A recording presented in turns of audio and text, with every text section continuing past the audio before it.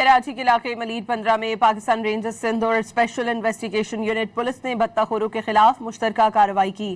ترجمان سندھ رینجرز کے مطابق ملزمان کی جانب سے مزاحمت پر شدید فائرنگ کا تبادلہ ہوا اور جواب میں قانون نافذ کرنے والے اداروں نے بھی مؤثر کارروائی کی۔ رینجرز، SIU، پولیس اور ملزمان کے درمیان کافی دیر تک فائرنگ کا تبادلہ جاری رہا۔